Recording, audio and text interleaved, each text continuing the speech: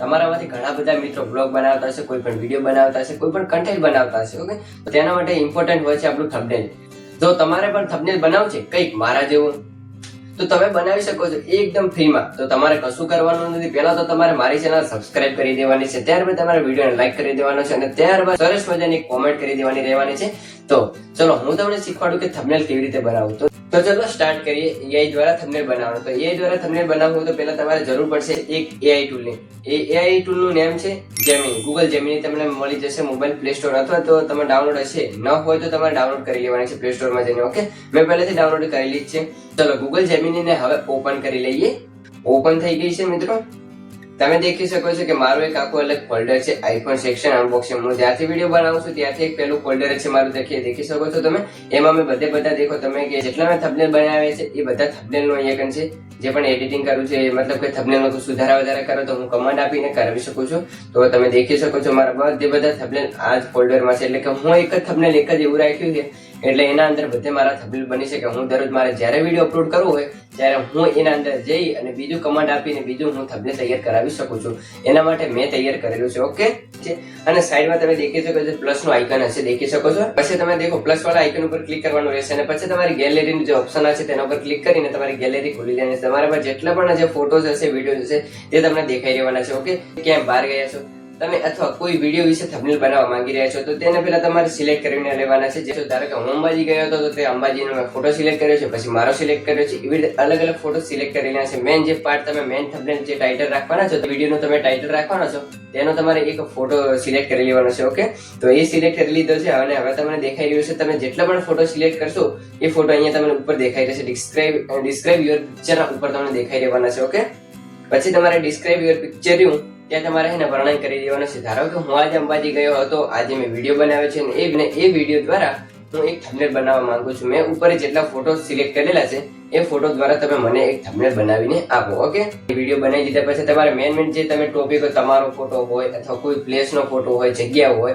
બરોબર છે, એ જગ્યાનો ફોટો તમારે લઈને ગૂગલ જેમિનીમાં બી એડ કરવાના રહેવાના છે. બરોબર છે, અને હવે તમારે આ રહ્યું છે ને જે તમે જે જગ્યા ઉપર છો તેવું જ તમારે પ્રોમ્પ્ટ લખવાનું છે. મારા જેવું પ્રોમ્પ્ટ લખવાની જરૂર કશું નથી, તમારા શબ્દોમાં લખવાનું છે પ્રોમ્પ્ટ. ઓકે, અને આજનો મારો ટોપિક છે હું તમને થંબનેલ કેવી રીતે બનાવવું એ શીખવાડવાનો છું. એના ઉપર મેં વિડીયો બનાવ્યો છે અને એનું હું થંબનેલ તમને બનાવતો શીખવાડવાનો છું. તમે ગમે તેવું થંબનેલ બનાવી શકો છો તમારા વિડીયોના આધારે. ઓકે, હું તમને શીખવાડવાનું છું આજે થંબનેલ મારે કેવી રીતે બનાવતા. હું તેના છે ને ડેમો મોકલવાનો છું. જે સાઈડમાં જે આપણે જે મારો ફોટો હશે તેના બાજુમાં મારે ડેમો મોકલવા પડશે. તો એના માટે હું છે ને પહેલા તો મારા ફોટો સિલેક્ટ કરી લઉં ગેલેરીમાંથી. ઓકે, મારા જે થંબનેલ બનાવેલા છે પહેલા થંબનેલ હું ચાર સિલેક્ટ કરશો એટલે બરોબર છે, તમે તમારા ફોટો સિલેક્ટ કરી શકો. તો મારા થંબનેલ વિશે જાણવાનું છે એટલે હું થંબનેલના ફોટો સિલેક્ટ કરું છું. બરોબર છે, હવે દેખો મેં લખી દીધું છે અહીંયા પ્રોમ્પ્ટ.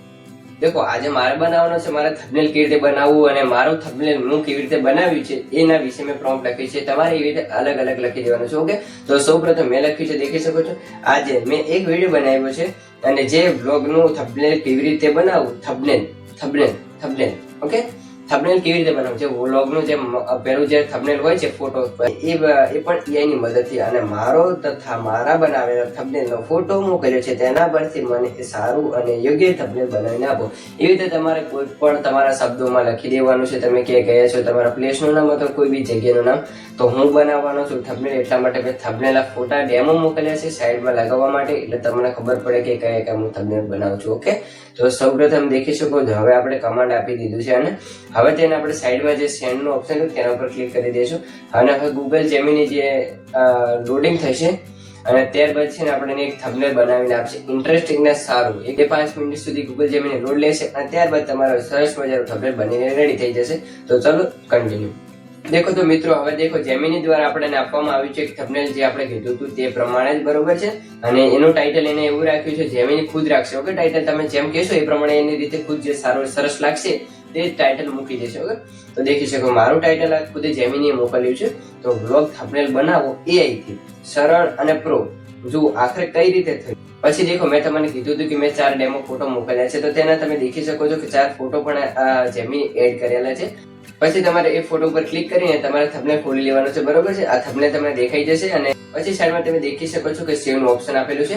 એ સેવ વાળા ઓપ્શન પર ક્લિક કરીને તમારે આ થંબનેલ સેવ કરી શકો છો અને થંબનેલ સેવ થઈ જશે ત્યારબાદ તમને નોટિફિકેશન મળી જશે અને આ તમારું થંબનેલ તમને જોવા મળશે તમારી ગેલેરીની અંદર. ઓકે, અને આ ગેલેરીની અંદર જઈને તમે જોઈ શકો છો કે તમારું થંબનેલ ડાઉનલોડ થઈ ગઈ છે. ઓકે, અને ત્યારબાદ તમારે જે YT સ્ટુડિયો ઓપન કરીને તમારું જે થંબનેલ છે તે તમારા વિડીયોના અંદર નાખી દેવાનું છે. જે પણ કઈ સુધારા વધારા કરવો હોય તમે કરી શકો છો, બરોબર છે.